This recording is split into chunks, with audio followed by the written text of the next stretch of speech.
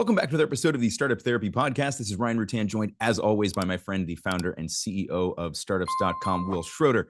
Wil, it is no secret that as founders, we get a little obsessed with things. We dive in, we go full on to our startups. This leads to burnout. And we know, like, thanks to some of the new narrative that's appearing, that it isn't just all crush it, kill, go, 80 hours a day. And so there are a lot of things we try to do to relax. And I know you've tried a bunch of stuff, I've tried a bunch of stuff, but like the whole sitting on the beach thing doesn't seem to work all that well for us. We can't really fully unplug and disengage.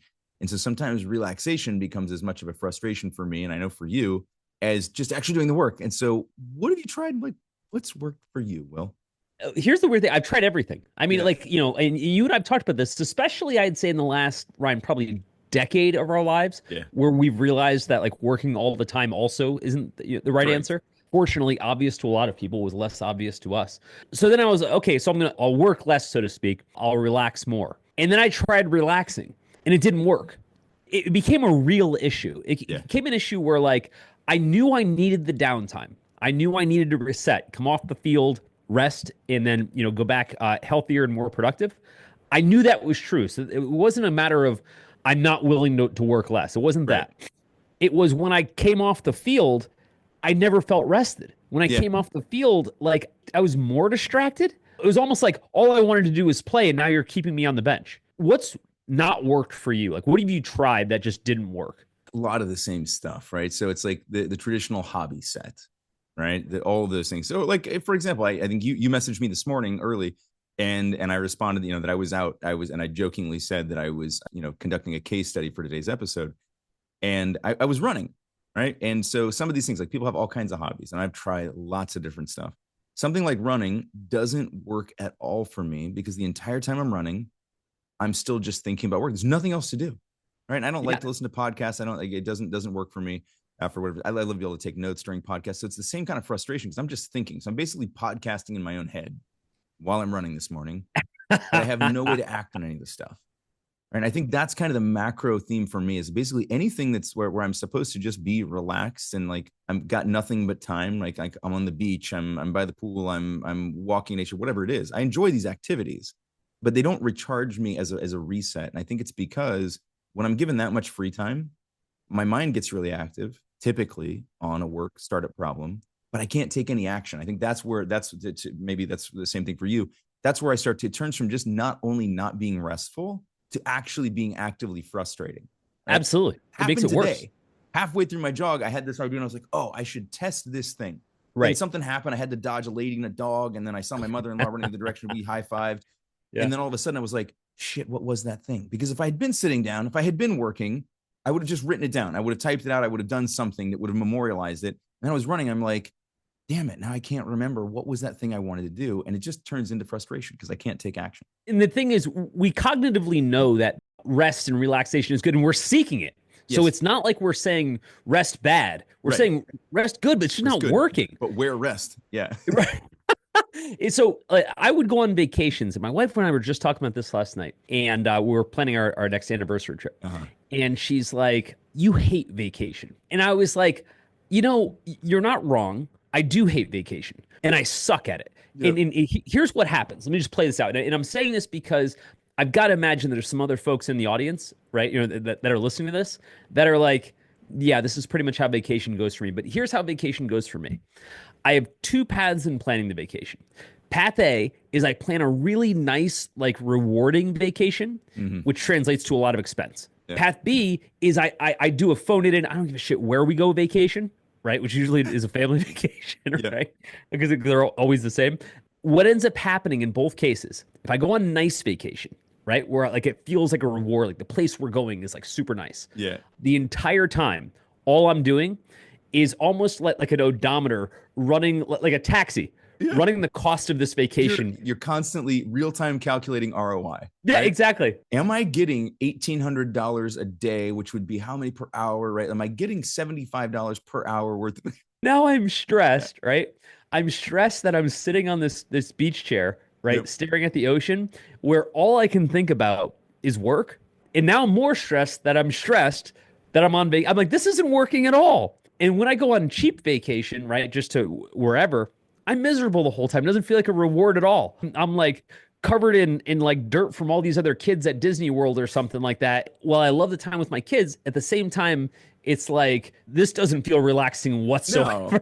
Right? I always have the sense that I'm also doing something in an environment that's somehow less enjoyable than my own home.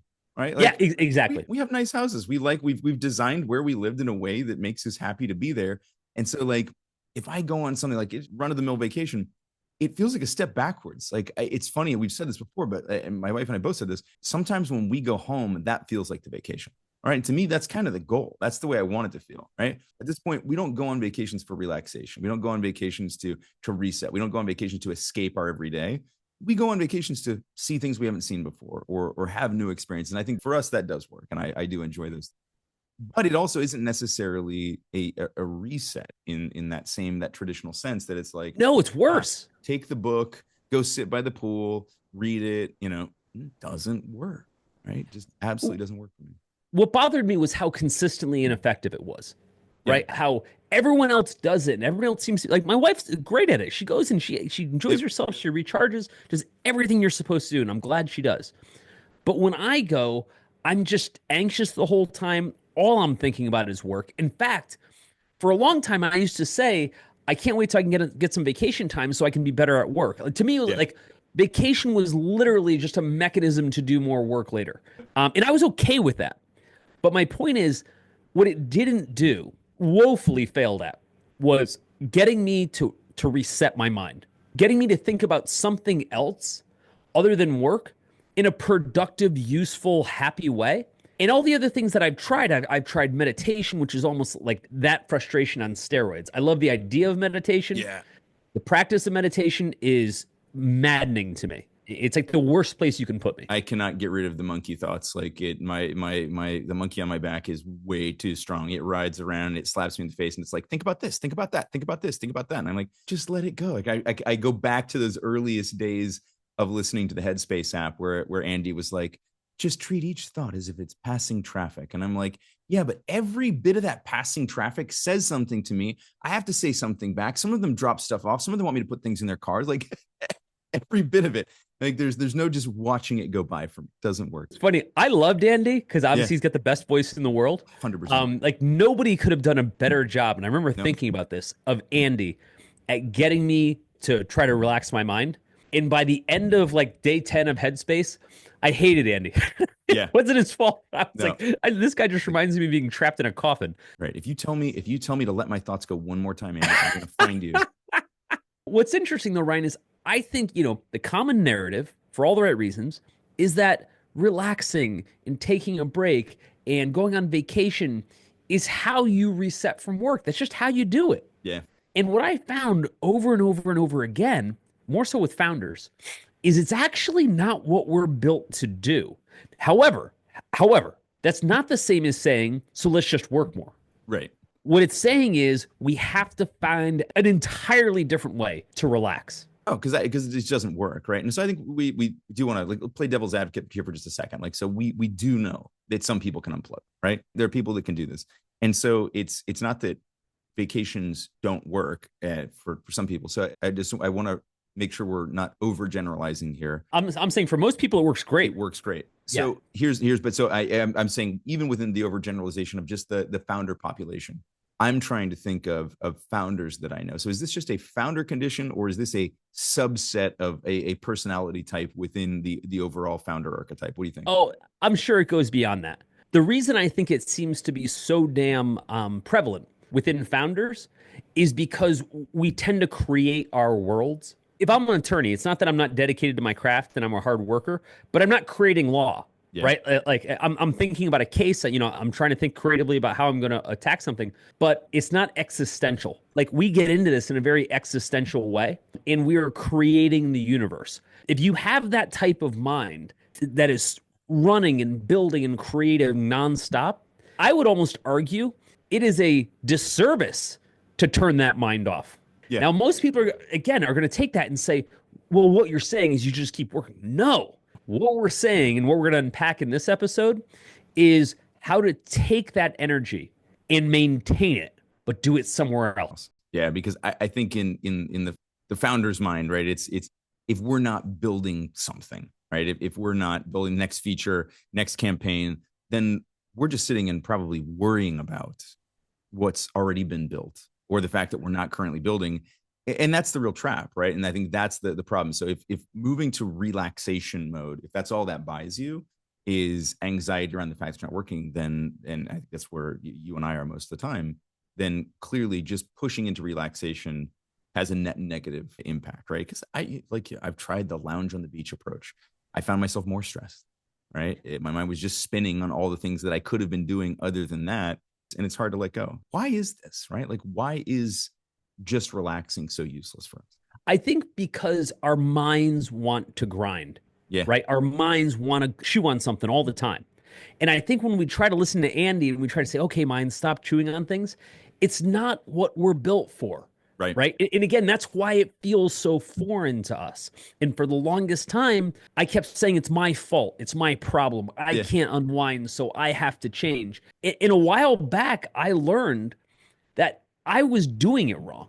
I was approaching relaxing in the wrong way. Now, I had a hint of this, that something was off, because a lot of times when I would try to relax, I'd play video games. Yeah. And the game that I would play more often than not was called Civilization, which, I'm sure some of the folks, Ryan, I know you've played it, et cetera. It's the equivalent of a full-time job. Right? Well, it is. And you're basically creating a civilization, making all the same time of strategic and tactical decisions that you would make building a startup. What I realize now is the reason I was gravitating toward that is because my mind wanted to chew on something. Yeah. I just needed something else for it to chew on. Yeah. Our minds are problem-solving engines, right? That's specifically what we've geared ourselves around, or we already had a propensity towards. That engine doesn't just sit at idle simply because you're sipping margaritas in Maui or whatever, right? That's the thing. It wants to run. Now, I want to use, because I think this is important, I want to use a different scenario, because we keep talking about time off or going to meditate.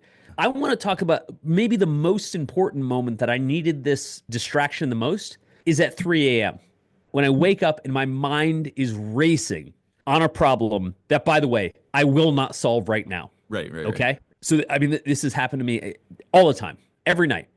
I'll wake up at some bizarre hour in the morning and I'll be like, oh my God, this problem. Okay. Yeah. This is the way my mind works. And I'm 100% sure it's the way that our listeners. I had 3 of these wake ups last night, 2 work related, 1 preparing for paperwork for moving to Spain, stuff, right? Literally at 3:00 in the morning, there is nothing I can do at this point. Nothing I can do. All I can do is think about it. And it never gets solved. That's the worst part. It never gets solved. I want to hold on to that for a second, because this is actually a really important building block to all of this. As founders of startups, we have an endless number of problems that actually don't have a solution anytime soon. In other words, we need to get more customers. Okay, sure, everyone needs more customers. But that process will essentially take years to get to that milestone, maybe months. What won't happen is we'll solve it that day. Right. We got customers, don't need to worry about that anymore. Done. And so what I found was I'm up at 3 a.m. and I'm grinding on a problem that, number one, I'm not going to solve at 3 a.m. I'm just going to worry about it. And number 2, I can't solve anytime soon. And this is a big one. Yep. I don't think founders appreciate or understand how few of our problems can be solved anytime soon, or will be solved anytime soon, or will ever be solved, right? Some of these things we're constantly chipping away at. Yeah, I think it's the case that as a founder within a startup, we rarely get to declare done, right? Very few things are ever done, as in it's at any level of finality. And so I think that's where, and I think this is where you're going with this, that's why the selection of personal projects, something that's still mentally engaging, creative outlet, physical work, something, but that there is sort of a finite point of victory where you can say, hey, that's done. I did it. Yep. 100%. This actually happened yesterday, and you were there when it happened. Yesterday, internally, we announced that we just launched a huge feature on the platform to do member search with AI. It allows people to go on into a natural language search, I'm explaining for the audience, and find anybody in our community that fits what you're looking for, right? It's so awesome. It's one of the best it's the best product we've ever built. But the reason I'm bringing it up is because it actually launched yesterday. Yes. And Ryan, you were at the all hands meeting when we were doing the final demo. And when we hung up, I actually stood up from my chair and yelled at the top of my lungs, "Fuck yeah!" It was Because good. I think Yeah. because I realized this happens so rarely. Yeah. Yeah. We We did a have thing. so Peace out. few actual finish Yep. lines, Yep. and this one was a big one. Ryan, maybe we have 2 a year at best. Yeah. And again, like with some of those mileage varies. And even there, like look at something like that. Like we rolled out Member Match. That part of it's done, right? The product piece is done. Now we got to go work on it. We got to Yeah, for iterate next on, 5 years, features. right? We got to promote it. We got to get people using it. We got to get so like even our dones just tend to lead. It's just you kind of get around the corner. You're like, okay, I made it around that corner, and now there's nothing but road ahead of me again. And so it's even within those, it's rare that we get to that like true moment of finality. We get to these moments of victory, right? Absolutely, but that's a mid-season victory. There's still a lot of games to be played before we can call that done. Often those milestones you don't even notice when they happen. Yeah, Like 100%. my favorite thing is exactly this, like a website launch. Uh-huh. And like you want there to be a ribbon cutting moment or like a giant like fake switch that you flip. In reality, a developer somewhere just hits enter and now you've launched, right? Like it's live. the amount of effort you've put into this, right? The payoff is zero. Yep. But I want to step back for a second and I want to inventory a couple things that we covered here and make sure they get isolated as key building blocks here.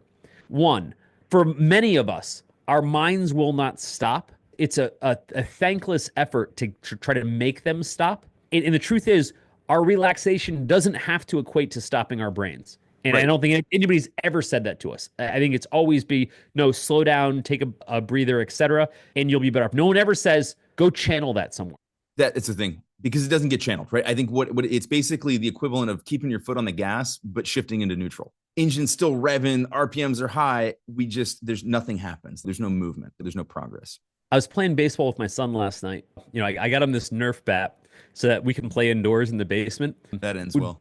Worst idea ever, right? I get him the bat. He's over the moon, like the best gift he's ever gotten, right? And he's like, "Dad, can we go play?" And so me and him and Sarah, my wife, we go downstairs in the basement. It's not a huge basement. We have just enough room to throw the ball, but it's cold outside. And so we throw in the ball. It's like a Nerf ball, Nerf bat. First pitch, he cranks a line drive. I mean, he connected beautifully right into my wife. I knew where this is going. And she was like, we're done. Anyway, my point is, last time I played with him, he wants to play the baseball thing, right? So we played forever. He scored like 23 runs, and I was like, okay, let's take a break. And at that moment where I'm exhausted, I've been up since 4 a.m. It's like 7 p.m. now. Where I'm exhausted, he just wants to keep going. And again, in the back of my head, I'm like, the answer isn't to find a way to have him do less. It's to find a way to channel that energy to something where he can do it where it's 7 o'clock at night. He's going to go to bed an hour. But my point is, I'm starting to realize that for certain types of energy, the goal isn't to stop energy. Oh. The goal is to channel energy. Yep. And I think I wish I had known that sooner. I certainly know it now. I wish I'd known it sooner. Ryan, you've done martial arts. That's a big part of martial arts. Yeah. Channeling your opponent's force, so to speak. Yeah. Well, and it was funny, but so jujitsu was one of those activities that actually worked well for me because it requires a full mental shift and focus. When there's some highly trained, physically strong person trying to choke you, bend your joints the wrong directions, sit on you until all the air squashes, whatever it is, right? Like there's real consequences to that. So you pay attention, you get fully engaged. My customer acquisition costs. It's funny. I never thought about that, despite the fact that we'd actually mixed these two things pretty heavily, because at the early stages, the way I was doing jujitsu was in return for some business consultation to the owner of the studio, right? We were trading off. So we were literally go from talking, here's how to structure marketing, here's how we can look at your CPC, here's how we can work on your Google ads, to him choking me out and brutalizing me. Right? So instead of having you tap out, he's like, lower CAC, lower CAC. That's it. That was it. I had to lower CAC, or he would snap my shoulder. So one of the elements is not trying to stop energy, but trying to channel energy. Yeah. Right. I think that's one. A second element is this concept that we don't have a lot of things in the startup world that tell us we're done. The sense of finality, of accomplishment, of being able to walk away from something today and say, I did that exactly the way you felt when you left jiu-jitsu, bruises notwithstanding, like that the way you feel when you're done with soccer. Like you get this feeling where you're like, I feel like something finished. I think that fucks with us. And I think it's something that we do not appreciate nearly as much as we need to. Parenting's the same way, by the way. There's, there are clear milestones, but there's not enough of them. No, there are no exit ramps for sure. Yeah, it's interesting because I think that with certain things like with sport, so for me, soccer, fishing, jujitsu, these things that are all fairly physical activities, they do have a start and a stop, but there isn't also a done necessarily. I mean, it's someday there will come a done where I don't play soccer anymore. Someday there will come a done where I don't jiu-jitsu. I can't imagine not fishing, but there's always the next time, right? Like the challenge with fishing, we did it last night. Finally caught something too, a little flounder. We're gonna have it for lunch today. But there's always the kids picked up on it right away. It's one more cast. We'll say last cast, and there's one more cast because there's always the chance that the next cast is the one. And so what's been interesting, and I really want to get your take on this because you've had a lot of these in the last few years, which are relatively large scale projects, but that do actually have like a more of a sense of completion. You're in a huge one now. But so for example, for me, there have been a couple. The one was around kind of building at the previous house where we built out the little kind of gardens and chicken coop and stuff. And so like there was a sense of completion. I built the kids' playhouse and there was a sense of completion around those things. My pond of 2 years ago was a fantastic one because it involved all of these things that I love: physical work, design, science, biology. Like it was just all this really interesting stuff. And because there was sort of even there, it's not really a final point because I'm still optimizing, right? I'm still figuring out like what are the balance of fish? How do I do this stuff? But there's a pond now. There wasn't a pond. Now there's a pond. And that felt great, right? That was truly energizing for me. Waking up, wake up at 4:30 in the morning, instead of thinking like, oh dear God, what will CAC be today? Will we get enough traffic? I wonder if the rate of flow is too high given the amount of surface area I have based on the gravel size that I selected, right? this shit. But that's a solvable problem. Exactly. So that's where our story begins. This is the longest intro of all time. That's where our story begins. I think that, again, everybody's version is going to be different. But what I found was that I needed a different problem to work on that was big enough to matter. Ryan, you're obviously familiar with the story, but like, yeah, years ago, I started to get really into carpentry, into woodworking, like building stuff. And I think it checked a lot of boxes for me. Incidentally, I meet a lot of other woodworker founders. Yeah, I think because it checks some of the same boxes, which is we like to create, we like to invent. I like things that have a skill tree attached to them. If we're going back to video game references, where you can kind of level up, like carpentry, home building, things like that have endless skill trees. Everything from being able to learn how to build furniture to do electrical to do plumbing, like you name it. Like goes on forever. A few years back, 4 years ago, we were about to remodel our home. And by this point, Ryan, I had built out my workshop and everything else like that. Like, I got really, really into it. What was initially driving me toward this was a sense of two things. Just what I just described.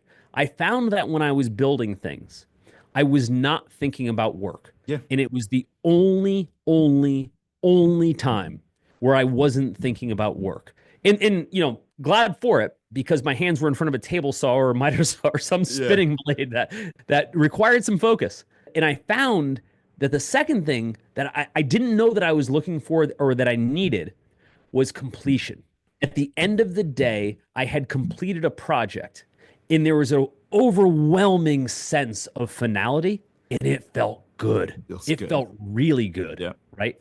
It reminds me of the scene, I don't know if you remember this, in Fight Club, where Edward Norton is trying to figure out, like, he's like, going through life, whatever. Yeah. And he finds Fight Club. Yeah. And he ends up, getting in a fight and he's like, and it felt good. Right? Like, I mean, granted, like that was a very bizarre and twisted version, but it's kind of what he meant. He's like, I knew I was looking for something. Yep. Needed to channel some energy. Needed something with a sense of completion. Needed, all those things. Yeah. And obviously the premise of Fight Club is much cooler than the premise of Woodworking Club. But the same feeling, right? I knew I needed to build birdhouses.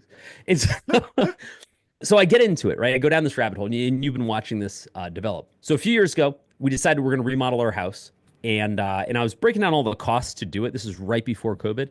And I said to my wife, I was like, like for what it's going to cost us to fully remodel a house, because you're really paying for it twice. I was like, we should just go build a new house. Right.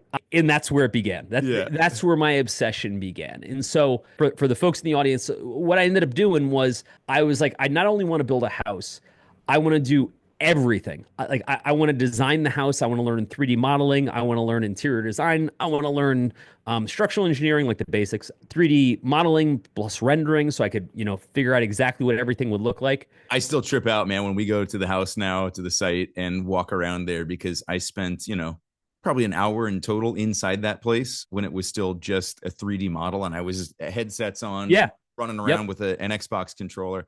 Although I wish that you had included in real life the feature where I could just levitate between floors.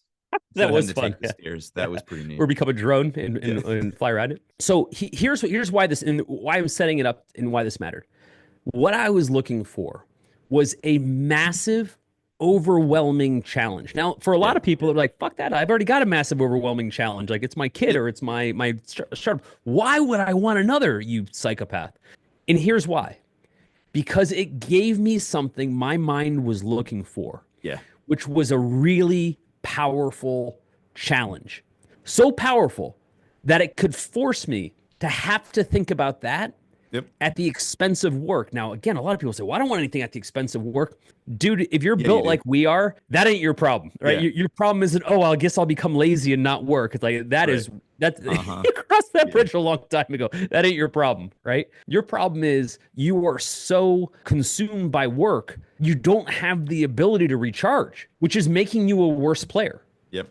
That's the part that I know I missed for years. You know what I mean? Yeah, for sure. So look, you're building a house. We're getting ready to engage in another international move. I've decided that international moves are actually one of those things for me.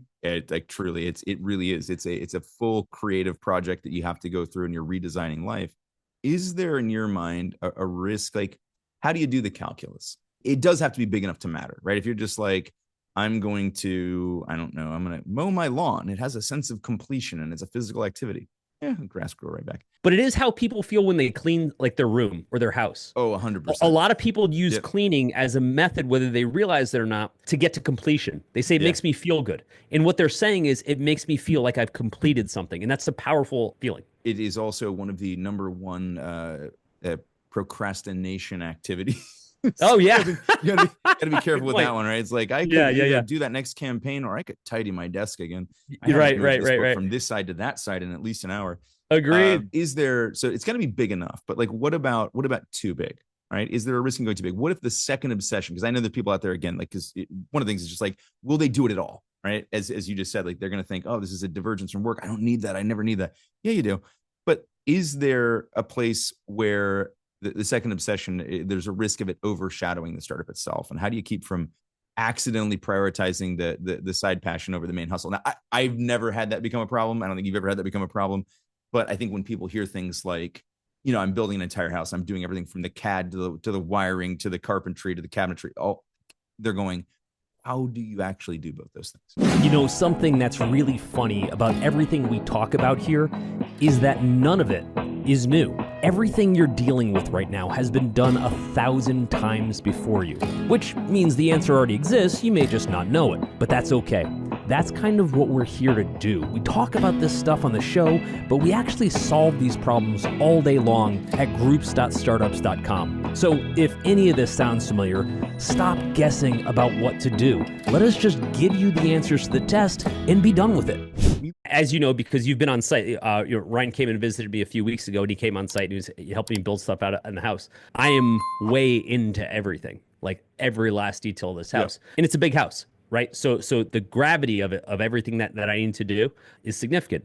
And so, but Ryan, you've watched me do it. In some cases, you helped me do it. I've built every cabinet in the house. I've built 3 kitchens. I've built a bar. I've built every closet, every vanity. Entire workshop worth of like 80 feet of benches. And everything. And how did I do that? Like, how did I find the time to do it? Honestly, it was kind of this simple. I wake up bananas early. Yep. And I put in 2 to 3 hours a day before the day starts. Now, when people say that, it's like, okay, you can't do much in 2 to 3 hours. Bullshit. Yeah, I'm here to tell you. 4 years, you sure as hell can. You can. Yep. Yeah, you can. It adds up way more than you think. Most people just don't have the dedication to do it. And I'm not Johnny dedicated. It's just something that I love, which is why I'm doing it, right? But here's where it gets interesting. At 3 a.m, as soon as that, oh shit, how are we going to market member match thing comes up, right? Yeah. Now I have a process where I say, been here a million times. I know this. I can't answer this. Let me go switch gears to something, so some problem to do with this house thing. Yep. I can solve immediately, right? So it's like a certain joint that I needed to put in, or how I'm going to configure lighting or something like that. It works every single time. I found a way to take that energy and just channel it instead of trying to stop it and sort of dam it up. I just channel it. But here's the key: I channel it into something I can actually solve. Yep. Right. So this morning, again, this is stupid and minor and dumb. This morning, Ryan, you came in and you helped me. We were building, all the benches for the new workshop in the house. And I was trying to figure out how to get all the bench tops to line up because there's like a 45-foot long countertop that has all these 6-foot, butcher block sections. Again, none of this is important, but that's my point. And I was thinking like, damn, like the if I butt them up end to end, they're not going to be like exactly symmetrical. So how can I make sure each of them is cut perfectly so they all line up so it doesn't create a long arc? None of this matters. That's my point. The point is at 3 a.m., I can solve that problem. Yep. I can run through a bunch of different ways that I can do the cuts, and, the mortises, everything else like that, and figure that out. It's stupid, and that's exactly why it's beautiful. Because then I go back to sleep. Yeah. And I'm like, I guess I've solved my mortising, countertop problem. And I know most people are going to be like, I would never care about that if really what I cared about was, launching new product, whatever. And I get it. It's exactly what I would have said. That's why what you're doing, this other obsession, has to become an obsession. It has to be something that you can grip into and be as worried about that or as excited, as obsessed as you are about work. And I know the problem that I'm solving there is minuscule and dumb and damn near irrelevant. But I also know that if I put my focus there, my problem is solved. The actual problem, which is the 3 a.m. wake up and worry, right? Which never solves. I've never solved a startup problem at 3 o'clock in the morning that I can remember. And you never will. Yeah. Right.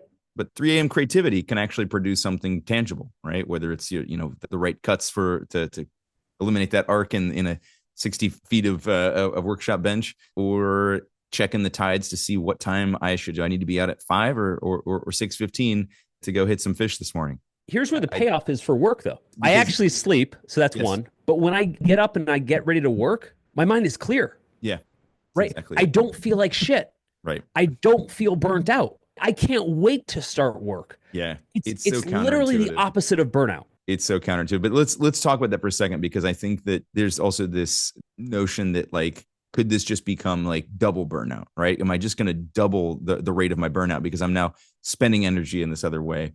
And are we actually solving something here, or are we just transferring this obsession from one thing to another without solving the root problem? Is this just a coping mechanism? Does it matter? So I think these are the questions that people are probably asking.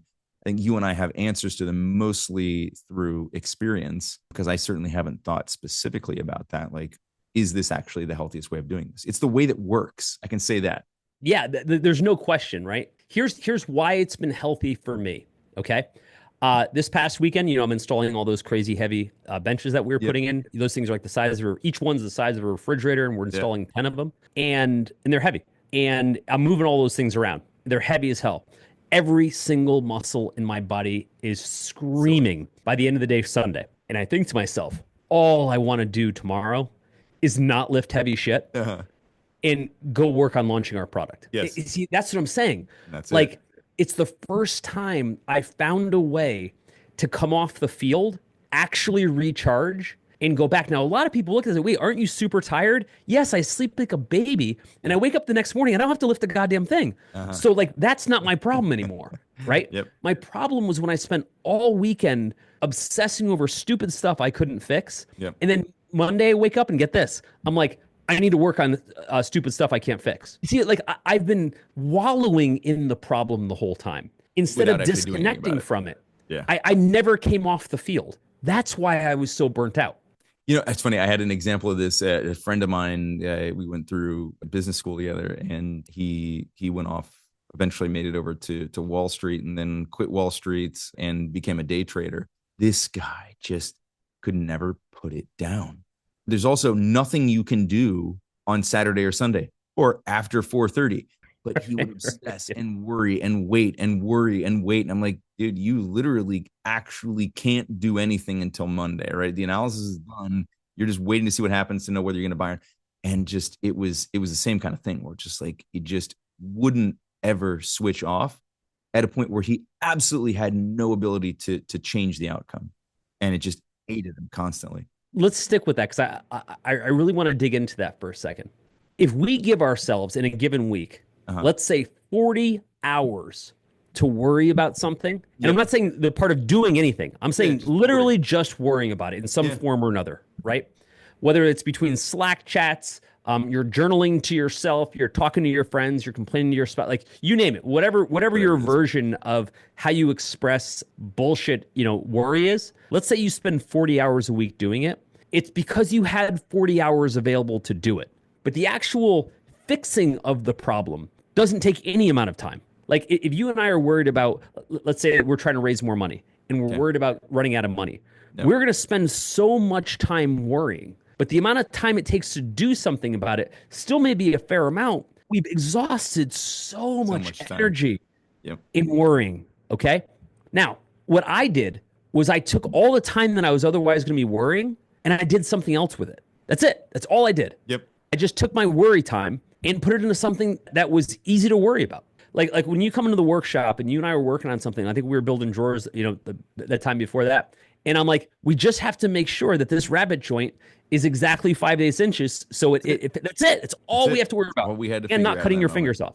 And it's beautiful because it's so dumb. Yeah. Right? And I mean dumb in a good way. It's simple and it's obvious. And it's achievable. Exactly. When we're done with it. Nearly immediate. We just have this beautiful outcome. But it's also meaningful. Right. I think that's the thing. Yeah, absolutely. It's cumulative. You can't just pick dumb rote work. Like it's the kind of thing like, oh, well, would a crossword work? Maybe for somebody, not for me. Right. I'm just like every word just prompts another thought. So yeah, I think that it does need to have like some meaning, again, the sense of completion, but sense of completion of something, maybe with some permanence. I'm trying to think of this now. So with things that I've done that gave me some of this catharsis, I'm trying to think if any of them weren't somehow memorialized. Let's dig into jiu-jitsu. You were leveling up. You were learning moves, techniques, things that you didn't know before. You had a clear sense of progression. So maybe the memorialization, maybe the finality isn't necessarily it as much as it is that sense of progression. I think the sense of progression was definitely there. There is absolutely no sense of finality because each role, each scenario presents something different, right? You bet, which is what makes it exciting. Yeah. But knowing like when you play soccer, knowing that you won the game, again, it goes back to milestone, but it's a true sense of accomplishment. When you'd come with me to play hockey, and we played over another founder's house, built a hockey rink in his backyard, and I would tell you, I was like, I don't actually care about winning that game because it's just my friends and I, and we switch teams like every other game. So like the people you're playing against, you're playing with in the next round. But holy cow, I like to win. And when I say that, not like because I beat the other team, nothing like that. No. It just feels like I did something. Yeah. You did the best you could at that moment, right? Also, if I lose, I kind of don't care. Like, there's just no consequence. But if I have a great shot or if I have a hat trick, like in whatever, I'm like, I feel friggin' great about it. Yeah. And it's weird because I know there's no consequence to this. But I also know that, like, mentally, I needed a win. I needed a milestone. I needed, a level up. And I think what you're saying, because you said this to me when you were in town last time when we were working on that workshop, you said, Will, it's really cool that what we're building will be here forever. Yeah. When we build this workbench, whatever, I know you'll be working at it all the time. And I know that, like, you'll pass this to your kids, so to speak. Gave me a lot of joy to think about the fact that, like, we're building something that you're going to use to build a bunch of other stuff that will go on and have their, it's funny. It's an amazing, it's almost a perfect metaphor for what we're building with startups.com, right? We're building the workbench that's going to help to build a bunch of other businesses and people to go and do their thing, right? Which is, you bet. It has an exponential factor. What's interesting about it to me is that, yes, I'm building an entire house with my free time, so to speak. I know that sounds bananas, and it is. And I'm not suggesting do that, right? Yeah. For me specifically, for my personality, in order to achieve what I needed to achieve, which is to find a different way to channel my obsession, it had to look like that. I didn't know that. I didn't set out to do that. Frankly, it ballooned on me, but it worked really well, like freakishly well. And now when I talk to other founders, right, I'm finding more and more of them that do have an obsession, that have an amazing amount of peace that comes with it. where they're like, when I'm doing that, I am in my zone. I'm in my Yeah. zen. Stick on this for a second, because I think there's a misconception that this is a thing that comes as you achieve a certain level within your startup, where you're now allowed to have this other thing, and you were already feeling very fulfilled with your startup, and then you added this other thing. I think if we were to do some sort of dissection on any one of these, the vast likelihood is that they feel that way because they started the side hustle. They achieved both together, not one because of the other. It wasn't causal. It wasn't because I achieved success in startup I was able to go pick up this side hustle that gives me all this zen happiness. Not the case. And again, I think I needed to see the other side of it, see how these other things did not work for me in order to have the appreciation that I do, that this other obsession is something that I've needed mentally and emotionally Sure. for decades. Yeah. And I just didn't know it. And I got to say, the more overwhelming it got, and I know overwhelming strikes fear into people's hearts, and I get that. I understand why. But the more overwhelming it got, the more I enjoyed it, right? At which point I was like, fuck it, I'm going to build everything in this house myself. Yeah. And I remember my contractor, who has been helping me through this, is like, what do you mean? Like, you're going to build like a table or something? I'm like, no, I'm going to literally build everything, every kitchen cabinet, every vanity, every closet, every cubby, everything. And he's like, when are you going to do that? I'm like, I have no idea. Yeah. Right? I actually don't know yet. And then I picked up another habit. This is maybe 4 or 5 years ago. And you and I have talked about this on the podcast, in our early podcast, actually, about one pebble at a time. Yep. The way you move mountains is one pebble at a time. So I started to apply that. So like, this morning I get up, right? Crazy early. That just happens to be my schedule. But I go into my workshop and I have exactly 1 hour worth of work to do. Today involved sanding and applying poly, so it just needed to dry. So I couldn't. So you decided to do that, and you're taking the original finish off all those tops. Yeah, I ended up getting, for those in the audience that absolutely don't care, I ended up getting 60 feet worth of butcher block countertops that were all stained espresso. Happy accident this weekend that I texted you and showed you the picture. Yep. I happened to take a bunch of the stain off by accident of one of the countertops, and lo and behold, the wood below it was way more beautiful. And I was like, God damn it. Yeah. It's like the one time I buy pre-finished, I end up taking all the finish off. I have to take all the finish off all of them. So that's what I was doing at 5 a.m. I do it in just little chunks. If I said, oh my God, I have to do the whole thing, I look at it and I say, no, I have to do an hour a day, 2 hours a day, depending on how much time I have in the morning. And all that adds up. All that adds up. Remember when we went to the storage container where all this stuff is sitting? All the stuff flat packed and yeah. Yeah, like so everything I built, like the entire kitchen, I would build it, like every cabinet, everything, and then take the whole thing apart, flat pack it, wrap it in bubble wrap, and store it like Tetris. Tetris is exactly what it looks like, except that it's 3-dimensional Tetris. It's 3-dimensional Tetris. It also weighs hundreds of pounds. Yeah. Which we also discovered. Anyway, my point is, every single thing in there that's stacked in there was an hour worth of work. Yeah. Compounded over a long enough period of time. Which, like, it's an important piece because you said it earlier, which was like, well, what can you actually get done in an hour or 2 hours? Turns out a lot, but there's two pieces to that. You can actually get a lot done, but if you really feel that that's true, if you're saying like, what could you actually get done in an hour or two? Well, then you can easily reverse that same logic and say, well, what were you going to do with it anyways? If you can't get anything done in that hour or two, why were you going to spend it worrying or working when you could have spent it doing something else that might actually recharge you? All right. So it's funny that so often the pushback that we provide, the reason why we can't do a thing is exactly the reason that we could also do the thing. Right. A perfect example, like the visual metaphor, Ryan, you know how downstairs in my theater, I've got all those DVDs. Yes. Right. Like 1,000 DVDs from back when DVDs were a thing. You look like what happened when Blockbuster closed. But I remember sitting there one day and I'm looking at all these DVDs and my daughter was there and she was like, Dad, have you watched all these movies? Because remember, like anymore, like a kid doesn't physically see movies or media for that matter, right?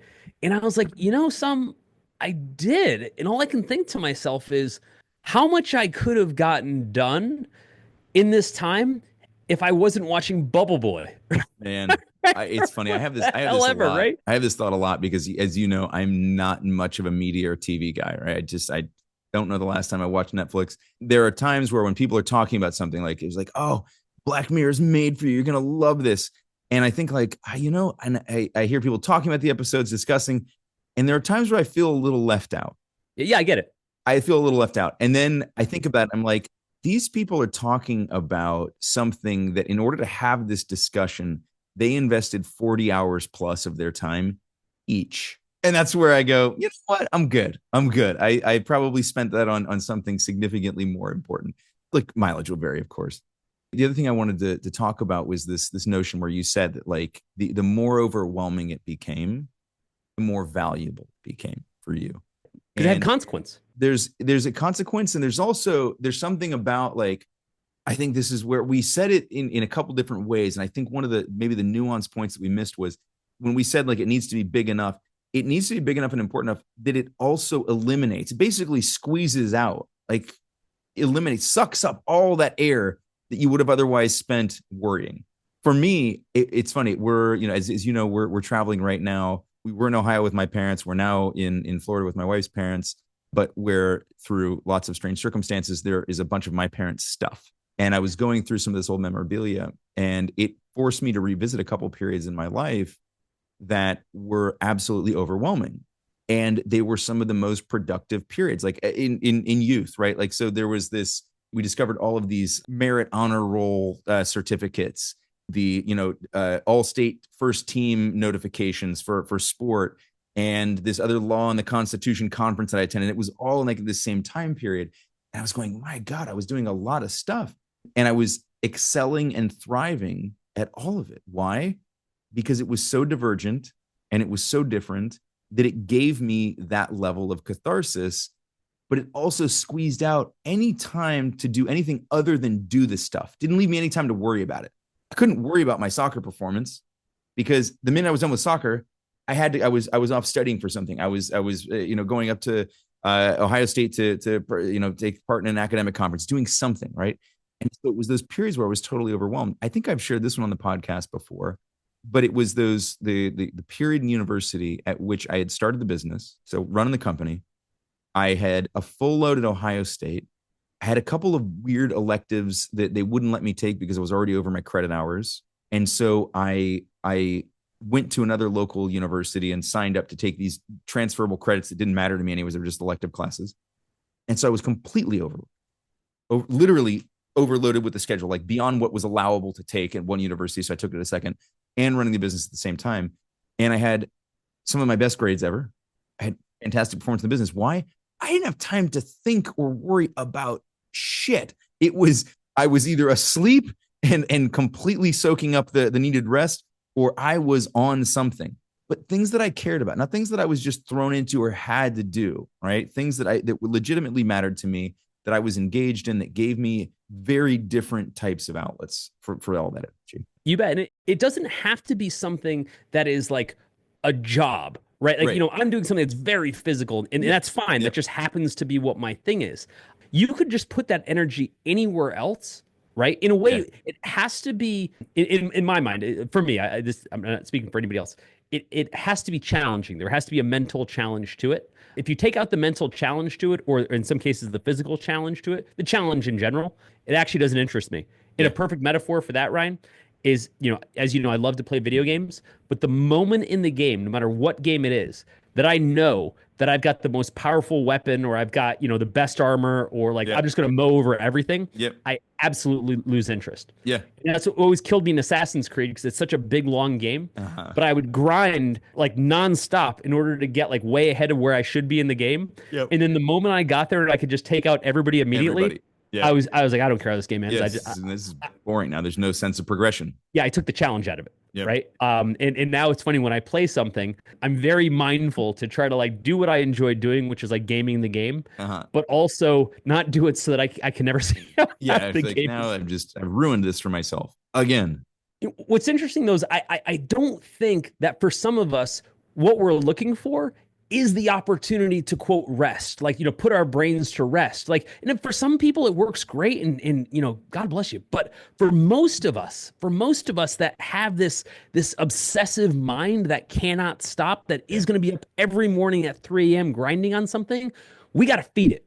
We got to feed that with something that has the same type of challenge that got us grinding on this in the first place. So yes, it's something overwhelming. Yes, it's something that's going to challenge us even more. Some stress us out in its own way, and maybe that's a good thing. But the truth is, we have to find outside interests that consume us because it's the only way for people like us that will ever actually get the rest that we need and how we recharge to go build something amazing. Overthinking your startup because you're going it alone? You don't have to, and honestly, you shouldn't, because instead, you can learn directly from peers who've been in your shoes. Connect with bootstrapped founders and the advisors helping them win in the Startups.com community. Check out the Startups.com community at www.startups.com to see if it's for you. Could be just the thing you need. I hope to see you inside.